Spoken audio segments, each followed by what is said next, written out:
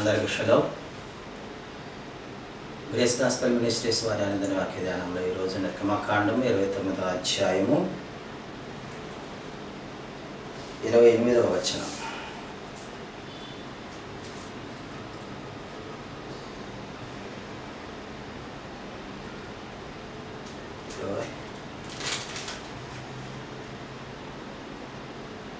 ఆ ప్రతిష్ఠితార్పణ కనుక నిత్యమైన కట్టడ చొప్పున అది ఇజ్రాయేలీల నుండి అహరోనుకును అతని కుమారులకును అగును. చిన్న ప్రార్థన చేసుకున్నాం. సర్వోన్నతులకు తండ్రి, సర్వ సృష్టికర్త, వేలాది దూతలతో అనునిత్యము పరిశుద్ధుడు పరిశుద్ధుడు పరిశుద్ధుడు అని ప్రతి గానములతో పొగడబడుచున్న మైలోహిమ యావే, మీ ఘనమైన నామముకు స్తుతులు స్తోత్రాలు చెల్లించుకుంటూ మరి ఈ వాక్య ధ్యానంలో మేము నేర్చుకున్నట్లుగా మా హృదయంలో భద్రపరచుకున్నట్లుగా మాతో మాట్లాడి మమ్మల్ని సరిచేయమని మా మనవులను మా రక్షకుడు వచ్చి నజరేయుడిని యెహోషువ నామములో అడిగి పొందుకుంటున్నాం తండ్రి, ఆమేన్. ఒక శరణం పాడుకొని ముందుకు కొనసాగుతాం. నిత్యము కదలని సీయోను కొండపై, నిత్యము కదలని సీయోను కొండపై యెహోషువా నీదు ముఖము చూచుచు పరవశించి పాడెదాం. మెస్సయ్యా నీదు ముఖము చూచుచు పరవశించి పాడెదాం. కలవరపడినే కొండల వైపు నా కన్నులెత్తుదునా,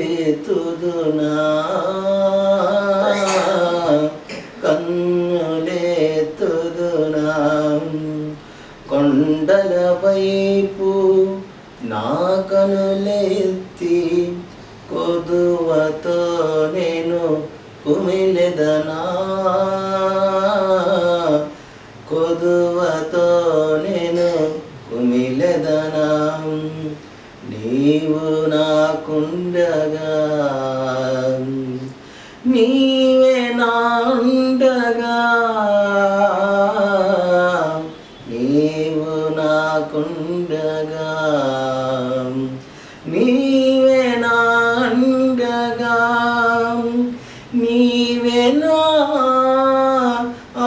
ఆత్మదాము తీర్చిన వెంబడించిన బండవు. నీవే నా ఆత్మదాము తీర్చిన వెంబడించిన బండవు. మనం కలవరపడినప్పుడు మన తల్లిదండ్రులు ఏ విధంగా ఆ కలవరాన్ని నుంచి మనకు తీసే విధముగా మనకు ధైర్యం చెప్తారో అదే విధముగా మన సర్వశక్తిమంతుడు అలాంటి కలవరముల నుంచి, అలాంటి భయముల నుంచి మరి మనల్ని ధైర్యపరచడానికి, మనకు సహాయకుడే ఉండడానికి ఈ మందిర కార్యక్రమమును, అందులోని సేవా పరిచర్యలను యాజకులను ఏర్పాటు చేసి మనకు తెలియచేస్తూ ఉన్నాడు. ఎందుకనంటే ఆయన మనకు ధైర్యం ఇవ్వడానికి. కాబట్టి ఈ అధ్యాయంలో ఏమి మనకు తెలియపరుస్తున్నాడో తెలుసుకుందాం. నిర్గమకాండము 29వ అధ్యాయము 28వ వచనం. ఇందులో నిత్యమైన కట్టడ అంటున్నాడు. అహరోనుకు నిత్యమైన కట్టడ. అహరోనుకు ప్రతిష్ఠితమైన పొట్టేలు నుండి బోరను తీసి అల్లాడింపబడు అర్పణంగా యావే సన్నిధిని దానిని అల్లాడింపవలెను, అది నీ వంతగును. ప్రతిష్ఠితమైన ఆ పొట్టేలులో అనగా అహరోనిదియో అతని కుమారుడిదియోనైనా దానిలో అల్లాడింపబడిన బోరను ప్రతిష్ఠితమైన జబ్బను ప్రతిష్ఠింపవలను. అది ప్రతిష్ఠితార్పణ కనుక నిత్యమైన కట్టడి చొప్పున అది ఇజ్రాయేలీల నుండి ఆరోనుకును అతని కుమారులకు అగును.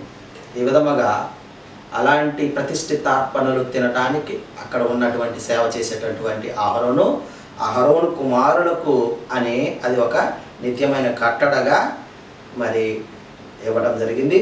అయితే ఆ సేవ చేసే క్రమములో ప్రతిష్ఠిత వస్త్రములు వారు 7 దినములు ఆ వస్త్రములను మరి తొడుగుకొలనని వలనని కూడా ఈ అధ్యాయంలో మనకు తెలియచేస్తూ ఉన్నాడు.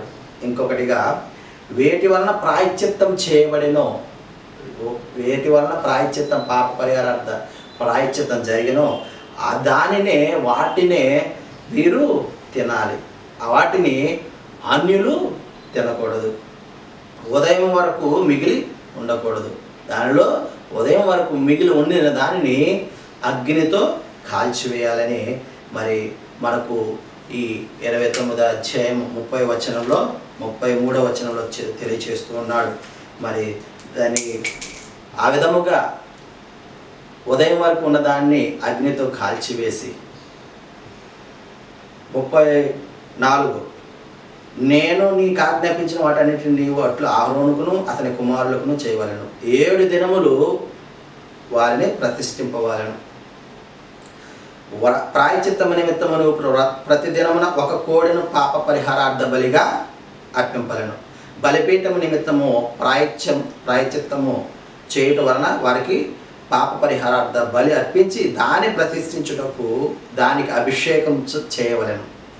బలిపీఠమునకు కూడా అభిషేకం చేయాలి 7 దినములు.